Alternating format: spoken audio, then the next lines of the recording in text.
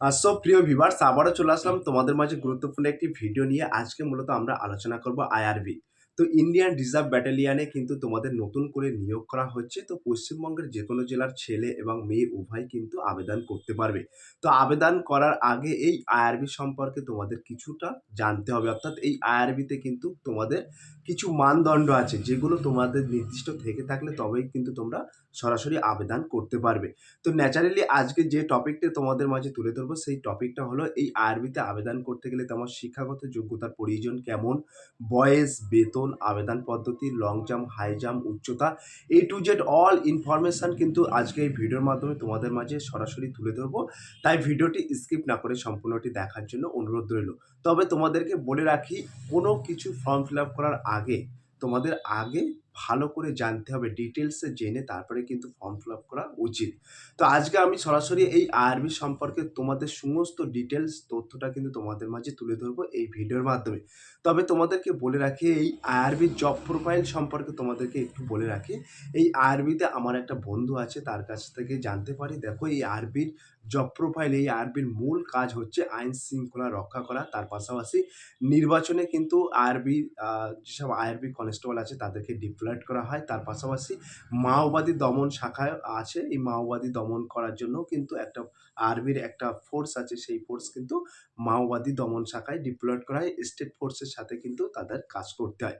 তার পাশাপাশি তোমাদেরকে বলে রাখবো, কোনো দাঙ্গা ফ্যাসাদ এই সমস্ত কোনো যদি ইনসিডেন্ট হয় তখন কিন্তু আইআরবিকে ডিপ্লয়েড করা হয়। সেখানে কিন্তু আইআরবি এই দাঙ্গা ফাসাদ গুলো কন্ট্রোল করে, অর্থাৎ নিয়ন্ত্রণ করে। তো এই সমস্ত বড় বড় ইনসিডেন্ট বা নির্বাচনী বা স্টেডিয়ামে যেসব খেলাধুলো হয়, এরকম জায়গায় কিন্তু আইআরবি ডিপ্লয়েড করা হয়। ঠিক আছে? তো এ টু জেড অল ইনফরমেশন তথ্য কিন্তু তোমাদের মাঝে আরও পরবর্তী একটি ভিডিওয় তুলে ধরবো, যে আইআরবির জব প্রোফাইল সম্পর্কে অনেকেরই ধারণা নেই যে এই আইআরবিটা কি। অর্থাৎ আইআরবি সম্পর্কে অনেকেরই ধারণা কম আছে, এবং আইআরবির কি কি কাজ করতে হয়, কেমন স্যালারি পাওয়া যায়, প্রমোশন, এই সমস্ত তথ্য কিন্তু একটা ভিডিওর মাধ্যমে তোমাদের মাঝে তুলে ধরবো। তো আজকে ন্যাচারালি মূল টপিকটা তোমাদের মাঝে তুলে ধরবো। এই আইআরবিতে ফর্ম ফিল আপ করার আগে অবশ্যই তোমাদের ডিটেলসে একটু জানা উচিত। সেই সমস্ত খুঁটিনাটি বিস্তারিত তথ্য কিন্তু তোমাদের মাঝে তুলে ধরবো। চলুন এক নজরে বিস্তারিত তথ্য জেনে নেওয়া যাক। তো শুরুতেই তোমরা দেখতে পাচ্ছ, আমরা এখানে উল্লেখ করেছি government of Arunachal Pradesh staff selection board, Itanagar. তো তোমাদেরকে বলে রাখি, আজকের এই ভিডিওটি একটি লং হলেও তোমরা ধৈর্য সহকারে দেখবে। আজকের এই ভিডিও থেকে অনেক অজানা তথ্য তোমরা জানতে পারবে, যেটা তোমাদের ফর্ম ফিল আপ করার সময় কোনো রকম সমস্যা হবে না। তো এখানে তোমরা দেখতে পাচ্ছ ডেট উল্লেখ করা আছে, অ্যাডভাইসমেন্ট নম্বর উল্লেখ করা আছে, এবং এখানে তোমাদের মূলত বোঝানো হয়েছে কোন কোন পদে তোমাদেরকে রিক্রুট করা হবে, যেমন constable band, IRB constable bugler, IRB constable, IRB এবং সিভিল পুলিশ ফিমেল এবং মেল, তারপরে ফায়ারম্যান এবং টাইগার গার্ড, এসটিপিএফ, এই সমস্ত পোস্টে কিন্তু তোমাদেরকে রিক্রুট করা হবে। ঠিক আছে? তো শুরুতেই আমি তোমাদেরকে বলে রাখি, আজকের এই ভিডিওটি লং হলেও তোমরা একটু ধৈর্য সহকারে দেখবে। ঠিক আছে? তো আমরা এখানে শুরুতেই জেনে নেব ইম্পর্টেন্ট নোটিশগুলো। তো এখানে তোমরা দেখতে পাচ্ছ ওপেনিং ডেট অফ অ্যাপ্লিকেশান, অর্থাৎ কবে থেকে তোমরা আবেদন করতে পারবে। তো 23/3/2026 তারিখ 11টা থেকে, অর্থাৎ বেলা 11টা থেকে কিন্তু তোমরা সরাসরি আবেদন করতে পারবে, এবং এই আবেদনের শেষ তারিখ থাকছে কবে। তো এখানে কিন্তু ক্লোজিং ডেট অফ অ্যাপ্লিকেশান 10/4/2026 বিকাল 3টে PM, অর্থাৎ এখানে কিন্তু 10/4/2026 তারিখের মধ্যে কিন্তু তোমাদের আবেদন প্রক্রিয়া সম্পূর্ণ করতে হবে। এবং এখানে কিন্তু tentative date of written examination, অর্থাৎ তোমাদের যে এই আইআরবির পরীক্ষা, অর্থাৎ টেন্টেটিভ একটা ডেট কিন্তু পাবলিশ করে দিয়েছে 10/5/2026 সানডে। তো এই 10/5/2026 তারিখে কিন্তু প্রবল সম্ভাবনা আছে এই আইআরবি রিটেন এক্সামিনেশনের জন্য। ঠিক আছে? তারপরে কিন্তু টেন্টেটিভ ডেট এখানে উল্লেখ করা আছে পিইটি, অর্থাৎ ফিজিক্যালি এফিসিয়েন্সি টেস্ট, এবং PST physically stand test and trade টেস্টের জন্য একটা টেন্টেটিভ ডেট কিন্তু এখানে জানিয়ে দেওয়া আছে 25/5/2026। ক্লিয়ার? তো শুরুতেই আমরা একটু ভ্যাকান্সি ডিটেলস সম্পর্কে জেনে নেব। তো তোমরা দেখতে পাচ্ছ 1 নম্বর কলমে কিন্তু সরাসরি ভ্যাকান্সি ডিটেলস উল্লেখ করা আছে, অর্থাৎ ডিটেলস অফ পোস্ট।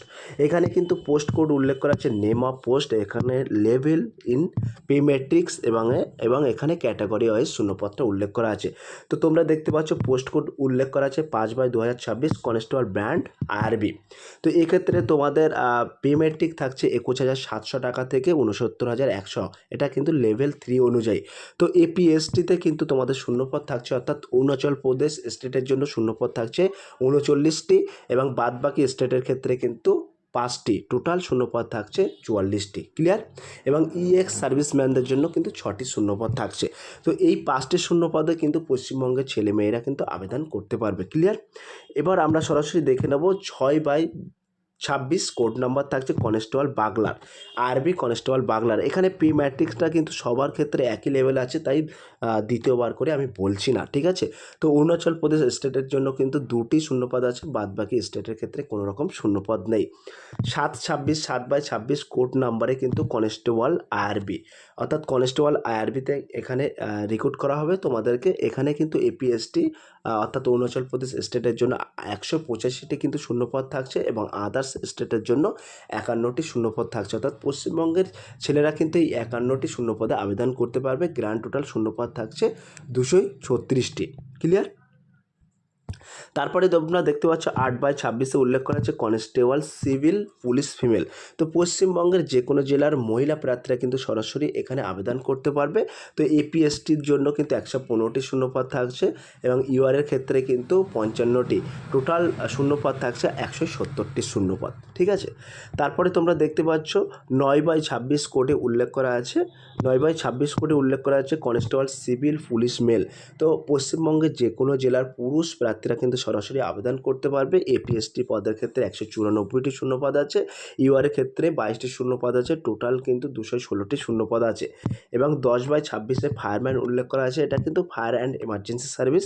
তো ফায়ারম্যান পদে যারা আবেদন করবেন তাদের ক্ষেত্রে কিন্তু এপিএসটির ক্ষেত্রে 58টি শূন্যপদ, ইউআরের ক্ষেত্রে 15টি, টোটাল কিন্তু শূন্যপদ থাকছে 73টি। এবং তারপরে 11/26 উল্লেখ করা আছে, তোমরা দেখতে পাচ্ছ স্পেশাল টাইগার গার্ড আন্ডার এসটিপিএফ। এক্ষেত্রে তোমাদের বলে রাখি, এটা কিন্তু এনভায়রনমেন্ট অ্যান্ড ফরেস্ট, অর্থাৎ এখানে কিন্তু তোমাদের বন দপ্তরের টাইপের একটা কাজ করতে হবে। ঠিক আছে? তো ফরেস্টের কাজ এটা। এখানে এপিএসটির ক্ষেত্রে কিন্তু 194টি শূন্যপদ আছে এবং ইউআরের ক্ষেত্রে কিন্তু 49টি, টোটাল কিন্তু 243টি শূন্যপদ আছে। এবং গ্র্যান্ড টোটাল তোমাদের শূন্যপদ থাকছে কিন্তু এপিএসটির ক্ষেত্রে, অর্থাৎ অরুণাচল প্রদেশদের ক্ষেত্রে 787টি এবং আদার্স স্টেট ইউআরের ক্ষেত্রে 197টি, টোটাল কিন্তু 984টি শূন্যপদ থাকছে। তার পাশাপাশি এক্স সার্ভিসম্যানদের জন্য 67টি শূন্যপদ কিন্তু রিজার্ভ করা আছে। এবং তোমাদেরকে বলে রাখি, সরাসরি এই ওয়েবসাইটে কিন্তু তোমরা সরাসরি অনলাইনে আবেদন করতে পারবে এবং আমি ডেসক্রিপশন বক্সে লিঙ্ক দিয়ে দেবো, সেই লিঙ্কে ক্লিক করে সরাসরি আবেদন করতে পারবে। ঠিক আছে? এবং অনলাইন অ্যাপ্লিকেশন ডেট কিন্তু সরাসরি প্রথমে আমি উল্লেখ করে দিচ্ছি। এবার আমরা সরাসরি জেনে নেব 2 নম্বর কলমে তোমরা দেখতে পাচ্ছ এডুকেশন কোয়ালিফিকেশানটা উল্লেখ করা আছে। তো এডুকেশন কোয়ালিফিকেশান এবং সমস্ত এজ লিমিট সব কিছুই তথ্যটা কিন্তু তোমাদের মাঝে শেয়ার করব। তো এখানে কোড নাম্বার উল্লেখ করা আছে 5/26, name of the post constable brand IRB. তো এই কনস্টেবল ব্র্যান্ড আইআরবির ক্ষেত্রে কিন্তু তোমাদের কোনো গভর্নমেন্ট অর্থাৎ সরকার দ্বারা স্বীকৃত প্রতিষ্ঠান থেকে তুমি যদি মাধ্যমিক পাস করে থাকো তাহলে কিন্তু সরাসরি তুমি এখানে আবেদন করতে পারবে। তো এখানে এডুকেশন কোয়ালিফিকেশান কিন্তু 10th পাস। ঠিক আছে? তার পরপরই তোমরা দেখতে পাচ্ছ এখানে কিন্তু ক্যাটাগরি ভাগ করা আছে এবং মেল ভাগ করা আছে। তো জেনারেল প্রার্থী অর্থাৎ পশ্চিমবঙ্গের বাসিন্দার ক্ষেত্রে কিন্তু 165 সেন্টিমিটার উচ্চতা চাওয়া আছে এবং এপিএসটি অর্থাৎ অরুণাচল প্রদেশের কিছু সংরক্ষিত এলাকা আছে, সেই জায়গার থেকে যারা যে সমস্ত ক্যান্ডিডেটরা বিলং করছে তাদের ক্ষেত্রে 160 সেন্টিমিটার কিন্তু উচ্চতা চাওয়া হয়েছে। এবং এপিএসটি বিশেষ কিছু স্টেট আছে, সেই জায়গা থেকে যারা বিলং করছে তাদের ক্ষেত্রে কিন্তু 152 সেন্টিমিটার এবং ইএক্স সার্ভিসম্যানদের ক্ষেত্রে 157 সেন্টিমিটার। তো এই সমস্তগুলো আমরা দেখব না, শুধুমাত্র পশ্চিমবঙ্গে কেমন হাইট চয়েছে সেইগুলো দেখব। ঠিক আছে?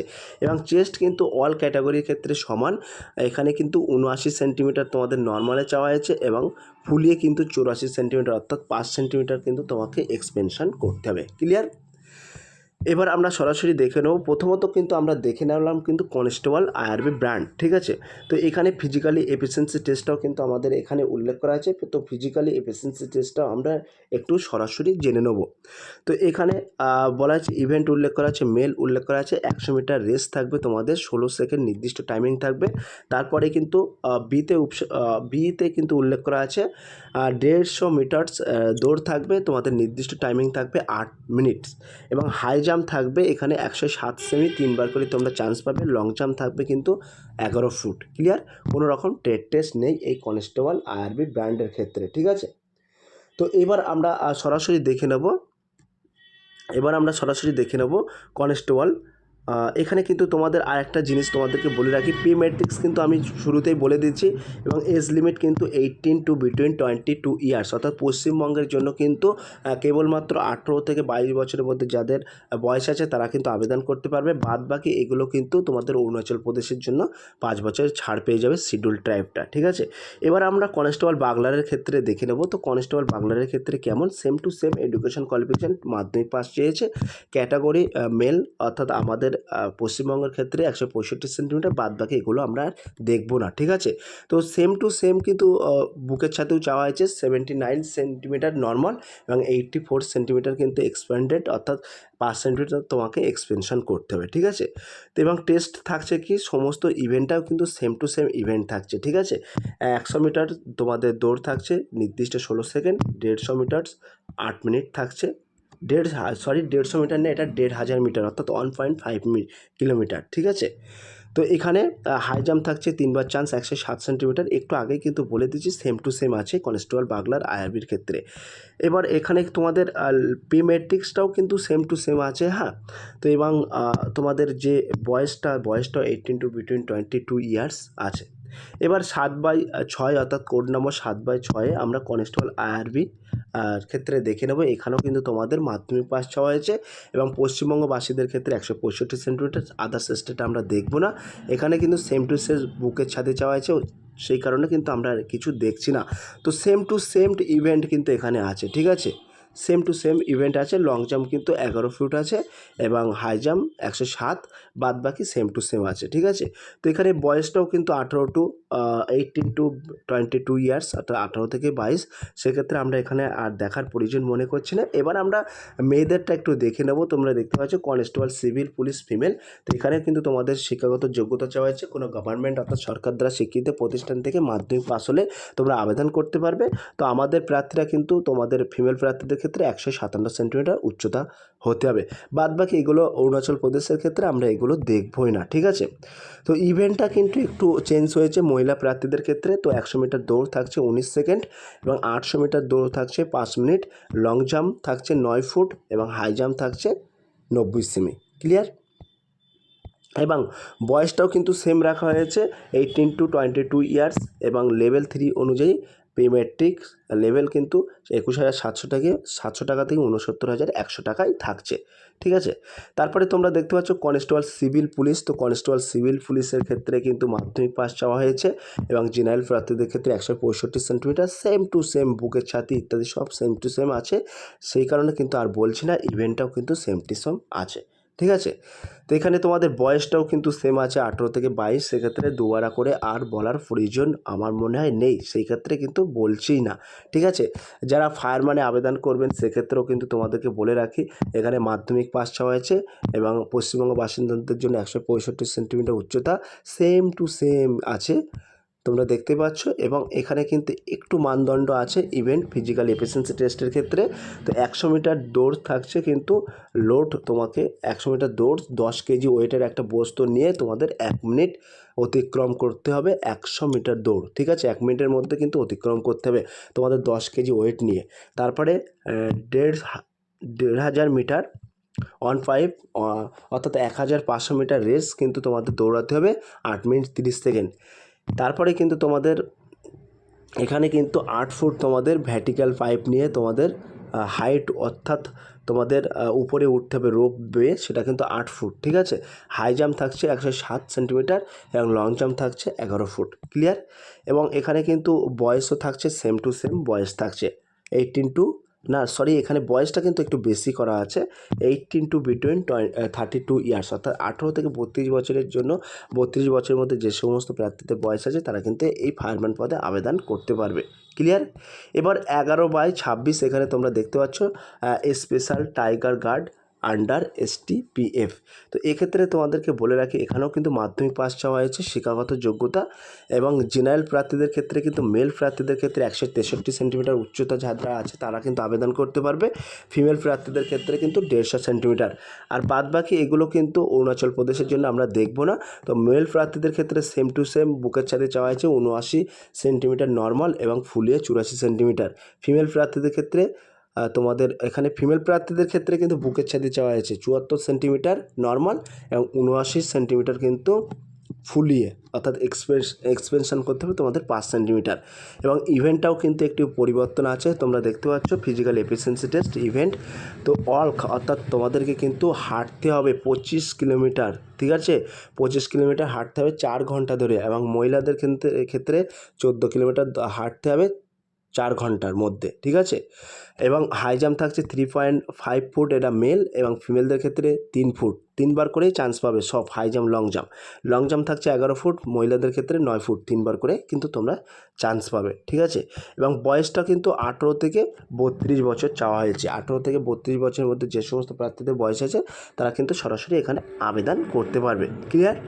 এবার তোমাদেরকে বলে রাখি এই যে এজ লিমিট, ঠিক আছে, এজ লিমিট এখানে কিন্তু উল্লেখ করা আছে, সরাসরি সব কিছুই এজ লিমিট পরপরই কিন্তু আমি তোমাদের বলেই দিচ্ছি। তো এখানে কিন্তু 18 থেকে 22 বছর এবং 18 থেকে 32 বছর, এই 18 থেকে 32 বছর 3টে পোস্টে কিন্তু তোমরা আবেদন করতে পারবে, ফায়ারম্যান এবং তার পাশাপাশি যে ফরেস্ট গার্ড, এই 2টি পোস্টে কিন্তু তোমরা আবেদন করতে পারবে 18 থেকে 32 বছর। আর বাদ বাকি পোস্টে কিন্তু 18 থেকে 22 বছর তোমাদের এজ লিমিট রাখা হয়েছে, ক্লিয়ার। তো এবার কিন্তু তোমাদেরকে বলে রাখি এই যে এক্সামিশন, ঠিক আছে, এই এক্সামিশনে এখানে কি বলা হয়েছে, তো এখানে কিন্তু তোমাদের 3 স্টেজ এক্সামিশন হবে। তো প্রথম তোমাদের বলে রাখি 11-26, তো 11-26-এ কিন্তু তোমাদের স্টেজ 1 এবং স্টেজ 2 হবে, যারা ওই ফরেস্ট গার্ডে তোমরা আবেদন করবে তাদের ক্ষেত্রে বলে রাখি, ঠিক আছে। 2টি স্টেজে কিন্তু তোমাদের এক্সাম হবে, আর বাদ বাকি পোস্টের ক্ষেত্রে কিন্তু 3টি স্টেজ, স্টেজ 1, স্টেজ 2 এবং স্টেজ 3, ঠিক আছে। তো এখানে কোড নম্বর উল্লেখ করা আছে, ফর্ম ফিল আপ করার সময় কিন্তু তোমাদের কোড নম্বর এখানে উল্লেখ করতে হবে। এবং এখানে কিন্তু তোমাদের যে রিটেন এক্সামিনেশনের মার্কসটাও কিন্তু এখানে তোমাদেরকে দিয়ে দিয়েছে, তোমরা দেখতে পাচ্ছ। Objective type choice question 200 marks, duration 2 ঘন্টা, অর্থাৎ 200 নম্বরের পরীক্ষা হবে, নির্দিষ্ট সময় থাকবে কিন্তু তোমাদের 2 ঘন্টা, ঠিক আছে। এখানে জেনারেল অ্যাওয়ারনেস থেকে 50টা প্রশ্ন থাকবে, জেনারেল ইন্টেলিজেন্স অ্যান্ড রিজনিং থেকে 50 নম্বর 50টি প্রশ্ন থাকবে, অ্যাথমেটিক্যাল নিউমেরিক্যাল অ্যাবিলিটি থেকে 50 নম্বর 50টি প্রশ্ন থাকবে, test of English language and composition থেকে 50টি প্রশ্ন থাকবে, টোটাল 200 নম্বরে কিন্তু তোমাদের প্রশ্ন থাকবে, ক্লিয়ার। তো A to Z all information তথ্য কিন্তু তোমাদের মাঝে তুলে ধরলাম আজকের এই ভিডিওর মাধ্যমে। আশা রাখি কোনো রকম কিছু আর জানার নেই, সমস্ত ডিটেলস কিন্তু তোমাদের মাঝে তুলে ধরেছি।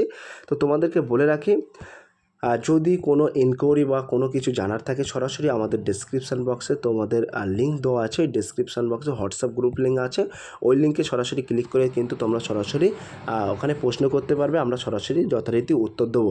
এবং কমেন্ট সেকশন বক্সে তোমরা জানিয়ে দেবে যে কোন জেলা থেকে তুমি বিলং করছো এবং কোন জেলা থেকে তুমি ছেলে না মেয়ে, এটা কিন্তু তোমরা সরাসরি উল্লেখ করে দেবে।